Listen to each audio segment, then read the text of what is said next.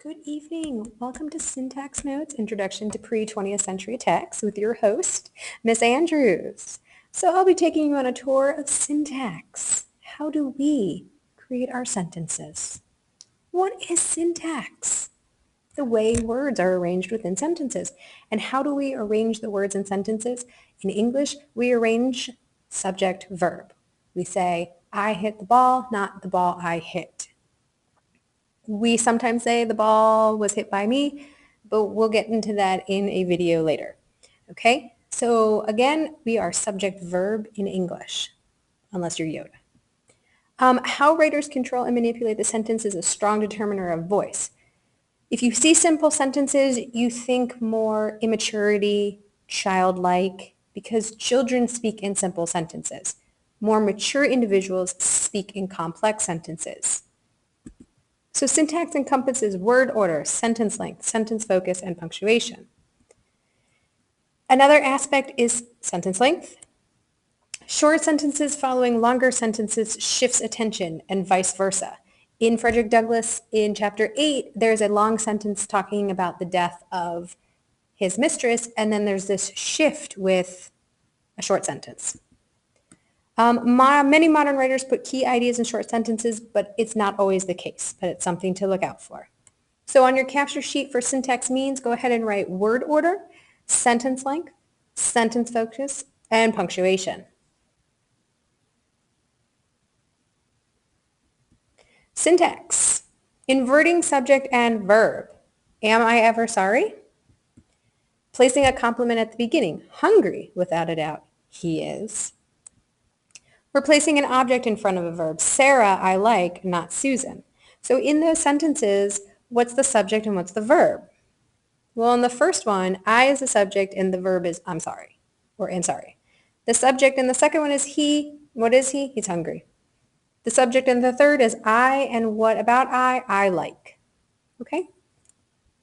So when we read pre-20th century text, we have to do it one sentence at a time. Okay? So read the sentence and find the subject and find the verb. What is the subject doing?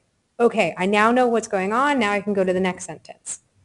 Then you also need to start thinking about why did the author choose this particular word and what effect does it have on the author's message? So with syntax, why did the author use this type of sentence structure? And why choose this word in this order? Okay? So you have Frederick Douglass, what is the 4th of July to mean? Okay?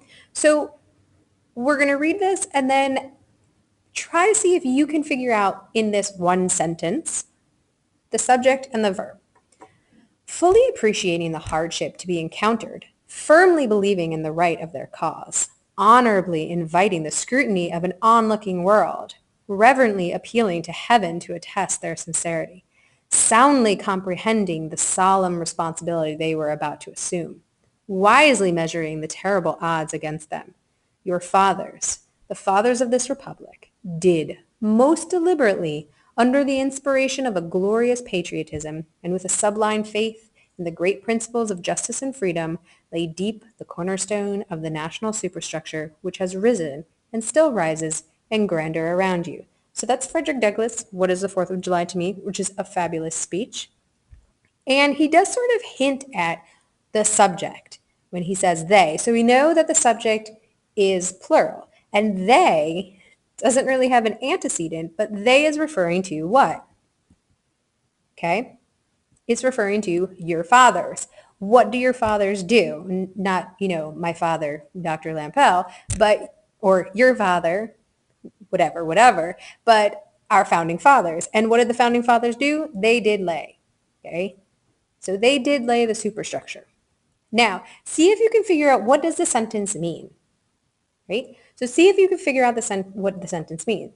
If you can't figure out what the sentence means, then my son does not get a new toy tomorrow, okay?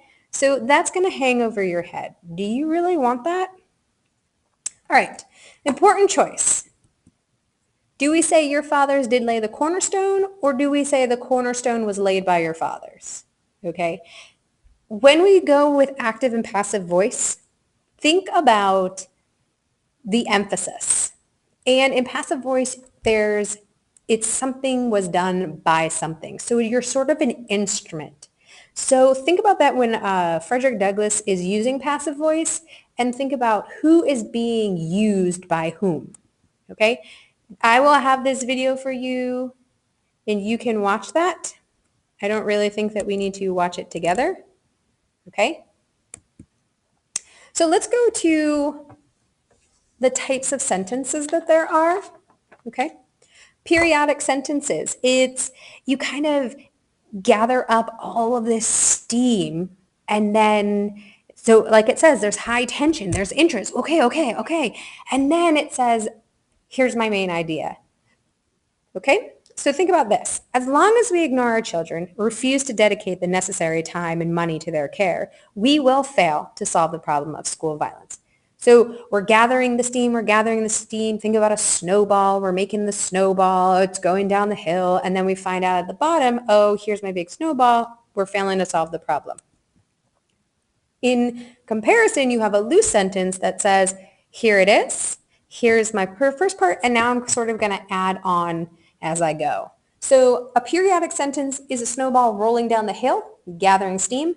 And then a loose sentence is you just sitting in the snow and the snowball's there and you're gathering up to add more to the snowball. So we will fail to solve the problem of school violence as long as we ignore our children and refuse to dedicate the necessary time and money to their care. So I already know the main idea. It's failing to solve the problem of school violence. And then I'm adding to my snowball with by ignoring our children, refusing to dedicate necessary time, and refusing money for their care. Repetition is what we did with Frederick Douglass, and repetition is always emphasizing. So remember, if you can't remember anadiplosis, anaphora, and ellipses, just remember those are examples of repetition, and repetition is emphasizing. Okay? It's balancing parallel ideas, giving them equal weight when it comes to parallel structure. So on your paper on the bottom, go ahead and you're going to practice. So you can stop the video and keep going and see if you can first A, identify the pattern, and then B, write your own sentence, okay? So the first one is the yucca bristles with bayonet pointed leaves, dull green, growing shaggy with age, tipped with panicles of fetid greenish bloom, okay? So that is actually a what? Number 2, neither in its clearness, its color, its fantasy of motion, its calmness of space, depth and reflection, or its wrath can water be conceived by a low lander out of sight of sea. And the last one, crossing a bare common in snow puddles at twilight under a clouded sky without having in my thoughts any occurrence of special good fortune, I have enjoyed a perfect exhilaration. So see if you can fix that. If you can imitate those. They're fun to imitate. Punctuation. So it's reinforcing meaning, okay? And then we have 3 different types of punctuation we can use, semicolon, colon, and dash.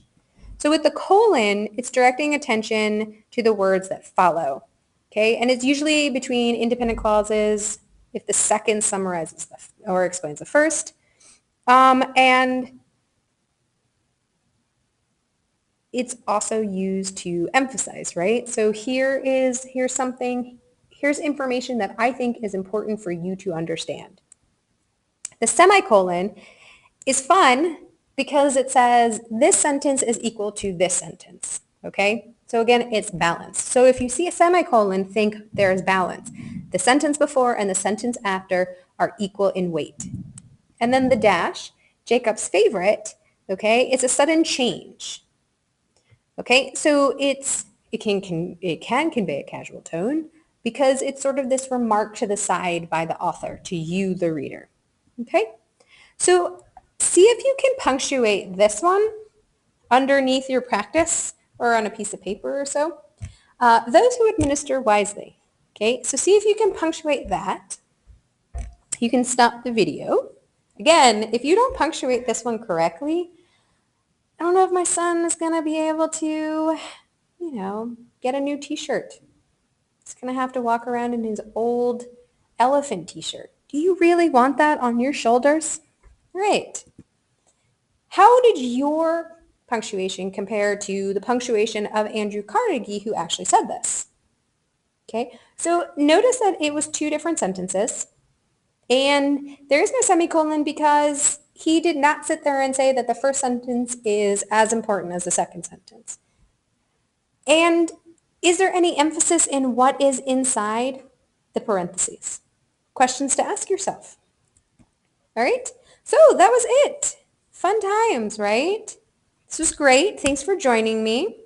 Next time, who knows? Maybe we'll do diction.